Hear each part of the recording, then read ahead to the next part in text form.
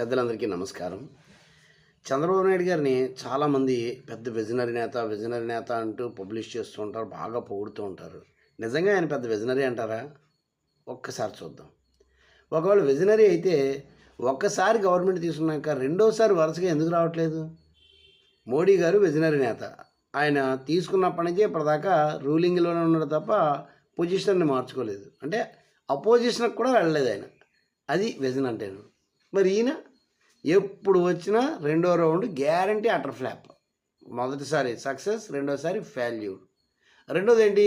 ఆయన ఎప్పుడు సొంతంగా రాడు. సొంతంగా వస్తే సర్వనాశనమే. ఆయన ఎన్డీఏ కూటమితో వచ్చినప్పుడు మాత్రమే గెలిచాడు. అంటే ఆయన గెలుపులో ఆయన వాటా ఎప్పుడు 50% కంటే తక్కువే. First point. రెండోది, నిజంగా విజనరీ నేత అయితే ఒకళ్ళే ఇద్దరు కంటే ఎక్కువ మంది పిల్లలు ఉన్న వాళ్ళు ఎట్టి పరిస్థితుల్లోనూ రాజకీయ పదవుల్లో కూడా ఉండడానికి వీల్లేదు.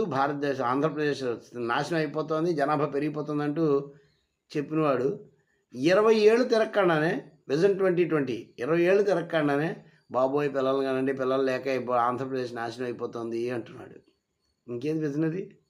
ఇక మూడోది, అసలు ఇంత రాష్ట్రంలో ఇన్ని మెడికల్ కాలేజీలు, ఇన్ని ఇంజనీరింగ్ కాలేజీలు, ఎన్ని రకాల టెక్నాలజీలు, ఏకంగా కోచింగ్ సెంటర్లు అవి ఇవి అన్ని ఏర్పాట్లు చేశారు కదా. మరి వెళ్ళి సింగపూర్లో ఎందుకు కూర్చుంటున్నాడు ప్రతిసారి? రాజధాని నిర్మాణం కోసం మాకు ఇవి కావాలి, విధానాలు కావాలని. అంటే నీ దగ్గరున్న గవర్నమెంట్ మీద కానీ, నువ్వు చెప్పే విద్యా వ్యవస్థ మీద కానీ, నువ్వు నడిపించే ఏ వ్యవస్థ మీద నీకే నమ్మకం లేదు కదా. ఇక్కడ విజనరీ ఉంది. అది ఒకరోజు అయితే పనుకోవచ్చు, 2 రోజులు అయితే పనుకోవచ్చు. ఇంకెప్పుడు నిరంతరం ఎప్పుడు చూసినా ఎవడో ఒకరి దగ్గర నుంచి కాపీ కొట్టుకొద్దామనే ఆలోచన కదా. ఇందులో విజనే ఉంది. మరి ఇలాంటివి మనం చూసుకుంటూ వెళ్తే ఒక్కటి కాదు, అసలు ఏ ఒక్క దాంట్లోనూ విజనరీ లేదు. సరే, విజనరీ నిజమే, ఒక దాంట్లో ఉంది విజనరీ. అదేంటంటే కేవలం స్వకులాభిమానం. ఆయన కులానికి సంబంధించిన వాళ్ళు డబ్బు బాగా సంపాదించడం అలాగనే దాని మీద మంచి విజనరీ ఉంది. అదే ఆయన నడిపిస్తున్నది, ఆయన నిలబడుతుంది కూడా.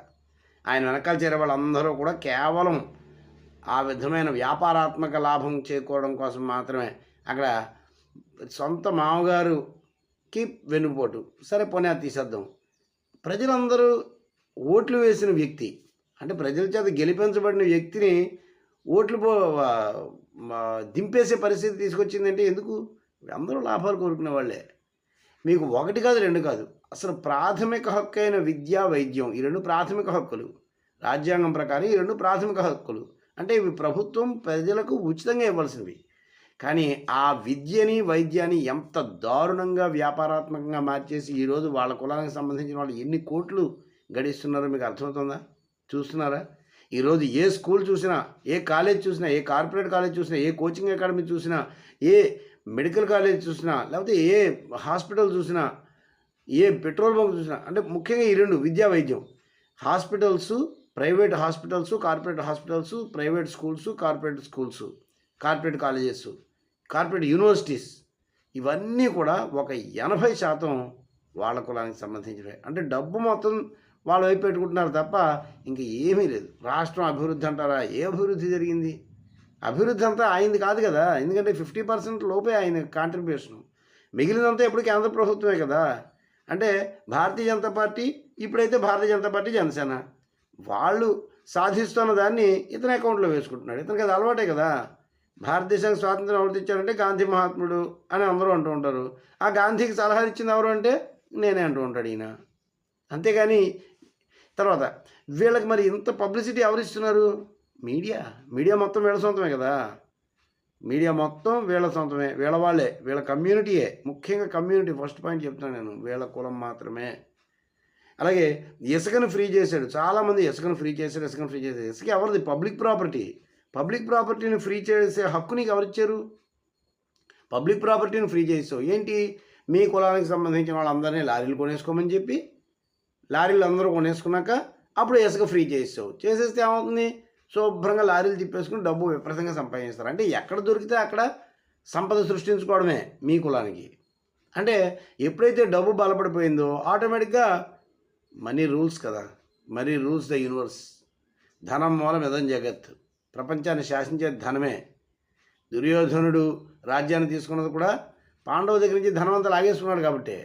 అంచేత ఏదో ఒక అడ్డదారులు అయినా సరే డబ్బు లాగేసుకోవాలి, డబ్బు అంతా వాళ్ళ కులం వైపుకి పెట్టేసుకోవాలి, బినామీల్లోనో ఏదో ఒక చోట్లో అని చెప్పేసి. అలాగే ఇంకా గొంతెత్తిన వాళ్ళు ఎవరైనా ఉంటే మరీ వాళ్ళు బాగా పాపులర్ అవుతుంటే వాళ్ళు మాయం చేసేయడం. ఇదంతా అలవాటైన పనులే, కొత్త పనులు లేవు. పోల్ మేనేజ్మెంట్, ఇగో వాళ్ళు డబ్బులు ఇచ్చేస్తున్నారు, వీళ్ళు డబ్బులు పంచేస్తున్నారు అంటే అర్థం ఏంటి? వాళ్ళు డబ్బులు పంచుతారు, వీళ్ళు డబ్బులు పంచుతారని నీకెలా తెలుస్తుంది?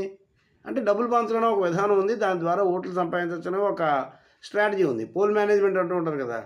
అంచేత విజనరీ అనే పాయింట్కి ఒక్కసారి ఆలోచించండి. విజనరీ, జీరో విజనరీ కరెక్ట్గా చెప్పాలంటే. ఎందుకంటే విజనరీ నిజంగా అయితే అసలు నెక్స్ట్ టర్నే గవర్నమెంట్ రావాలి కదా. ఒకసారి గవర్నమెంట్ తీసుకున్నాక నెక్స్ట్ టర్నే అట్టర్ ఫెయిల్యూర్ ఎందుకు అయిపోతున్నారు అంటే అక్కడే విజన్ లేదని అర్థం, స్పష్టంగా అర్థమైపోతుంది.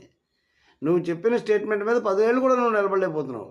వస్తున్న ప్రతీది నాదే అంటున్నావు. ఏ సాధించిన జగన్మోహన్ రెడ్డి గారు తెలుగు మీడియాని తీసేశారు ప్రభుత్వ పాఠశాల నుంచి కూడాను, అది కూడా నాదే అన్నావు. సరే పోనీ అంటే అన్నావు అనుకుందాం, ఆ విధంగానే చేస్తున్నావు. మరి తెలుగుదేశం పార్టీ కదా, మీ పార్టీ పేరే అంటే ఆంధ్రప్రదేశ్ రాష్ట్రంలో నిజంగా విజనరీ అనే పదానికి సరిగ్గా సరిపోయే ఒక వ్యక్తి ఎవరన్నా ఉన్నారు అంటే, ఒక రాజకీయ నాయకుడు ఎవరన్నా ఉన్నారు అంటే అది పరిపూర్ణంగా పవన్ కళ్యాణ్ గారు. 2014లో ఎలక్షన్లో దిగలేదు, 2019లో ఒంటరిగా వెళ్ళి చూశారు, 2024లో మొత్తం అపోజిషన్ పార్టీస్ అన్నిటిని ఏకం చేసుకుని రూలింగ్ తీసుకున్నారు, పైగా 100% స్ట్రైక్ రేట్ తోటి. ఇది విజన్ అంటేను. అంతేగాని తొందరగా వెళ్ళిపోయి కుర్చీలో కూర్చుండిపోయి ఆ కుర్చీలో ఏం చేయాలో తెలియక ఏదేదో చేసేసి ఎంత స్వార్థంగా ఏదో ఒకటి దోచుకుపోదాం ఇలాంటి ఆలోచనలు చేసి తర్వాత మళ్ళీ ఇంకోసారి మళ్ళీ పిలవడం కూడా, జనాలు ఎవరో పిలవడం కూడా అవకాశం లేకుండా చేసుకుని దీని విజన్ అనరు. అంచేత విజనరీ అంటే పవన్ కళ్యాణ్ గారు. ఈరోజు పవన్ కళ్యాణ్ గారు బీజేపీ అనే 2 ముఖ్యమైన స్తంభాలతోటి నిలబడి మనకి డైలాగులు చెప్తున్నవారు ఎవరయ్యా అంటే చంద్రబాబు నాయుడు గారు. అంచేత అందరూ తెలుసుకోండి, ఎప్పటికైనా మీడియా వాళ్ళ చేతుల్లో ఉంది, అలాగే డబ్బు వాళ్ళ దగ్గర ఉంది, వ్యాపారాలన్నీ వాళ్ళ చేతుల్లో ఉన్నాయి. అందుకని వాళ్ళు చెప్పే మాట అందరూ ఈరోజు నమ్మేస్తున్నారు. కానీ చంద్రబాబు నాయుడు గారు ఏమాత్రము విజనరీ కారు. ఆయన నిజంగా విజనరీ అయితే ఆయన తీర్చిదిద్దిన పాఠశాలల్లో తయారైన, ఆయన తీర్చిదిద్దిన కళాశాలలో తయారైన ఈ టెక్నీషియన్స్ ఎంతమంది ఉండి సింగపూర్ లాంటి దేశాలకి పరుగులు పెట్టవలసిన పరిస్థితి ఎందుకు వస్తుంది? అంచేత ఏమీ లేదు, అసలు జీరో విజనరీ కరెక్ట్గా చెప్పాలంటే. అప్పులు చేయడం బాగవచ్చు, అప్పులు మాత్రం బాగా చేస్తారు. అలాగే కాపీలు బాగవచ్చు, ఎవరన్నా చేస్తే ఆ పథకాలను తీసుకొచ్చి కాపీ వేసి ఇక్కడ పేరు మార్చేస్తారు, స్టిక్కర్ వేస్తారు అనమాట. ఇదే మోడీ గారు గతంలో చెప్పింది, స్టిక్కర్ బాబు, యూటర్న్ బాబు అని చెప్పి. అయితే సగం దూరం వెళ్ళిన తర్వాత ఏమవుతుంది, దొంగడు ఏం చేస్తారు, దోచుకున్నాక పారిపోవాలి కదా, అదే పని చేస్తున్నారు ఈయన. ఇలా అంటున్నాను తప్పుగా అనుకోకండి. ఇప్పుడు నా మీద దృష్టి పెట్టచ్చు, పెడితే పెట్టుకోండి, మీ ఇష్టం. విషయం అయితే వెళ్ళిపోతుంది అందరికీ, కనీసం 10 మందికైనా తెలుస్తుంది. అందరికీ తెలుసు, ప్రజలందరూ గుర్తిస్తున్నదే. కొంత దూరం వెళ్ళిన తర్వాత బీజేపీని తన్నేసి మళ్ళీ బయటకు వచ్చేస్తారు, బయటకు వచ్చేసి మళ్ళీ మొదలెడతారు అనమాట. అయితే ఇదంతా ఎందుకు చెప్పాల్సి వస్తుందంటే విజనరీ ఊరికే అందరూ లిఫ్ట్ చేస్తుంటే చాలామంది తెలియక అమాయకులు నిజంగానే విజనరీ అని నమ్మేస్తున్నారు అనమాట. ఈ విజనరీ అంటే ఏమిటి అనే విషయం ఒకసారి తెలియజేయడం కోసం మాత్రమే చేశాను. దయచేసి ఎవరు అన్యథా భావించొద్దు. ఆయన తప్పు కాదు, ఆయన అలా ఎక్కించడంతో ఆయన నిజంగా అలా నడుపుతున్నారు. ఆయన్ని అందరూ వాడుకుంటున్నారు, అది మాత్రం నిజం. ఆయన్ని అడ్డంగా పెట్టుకుని వాళ్ళందరూ శుభ్రంగా ఎలా డబ్బు సంపాదించాలి, ఎలా బలపడాలి అనేది ఆలోచిస్తున్నారు. అంటే అందరూ ఆయన వాడుకుంటున్నారు తప్ప ఆయన తప్పు లేదు ఇందులోనూ.